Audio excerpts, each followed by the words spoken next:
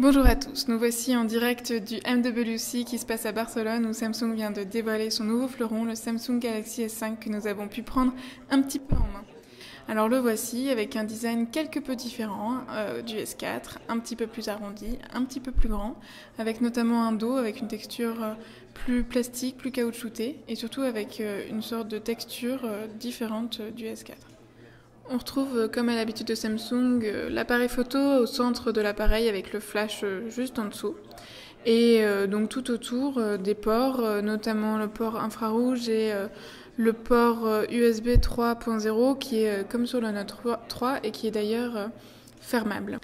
Le S5 a aussi la capacité d'être immergé sous l'eau pendant une petite période, mais la coque est quand même amovible. D'ailleurs, la batterie est un petit peu meilleure, avec 2800 mAh, c'est un petit peu mieux que le S4.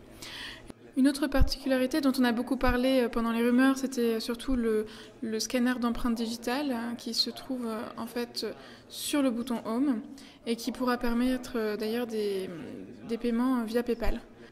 La fonctionnalité principale du scanner sera bien sûr de déverrouiller le téléphone et en fait il suffit juste d'effleurer le téléphone. Il y a aussi étonnamment un moniteur de fréquence cardiaque qui se trouve au dos de l'appareil, juste à côté du flash LED.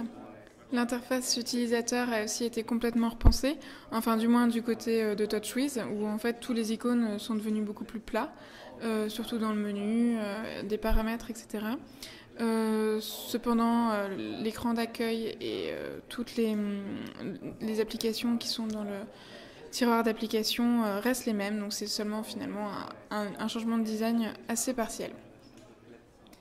Au niveau de l'appareil photo, on a aussi un redesign au niveau de toute l'application qui permet d'ailleurs une prévisualisation en temps réel des photos en HDR et un menu de l'appareil photo de manière générale repensé avec des pré-réglages qui sont présentés différemment.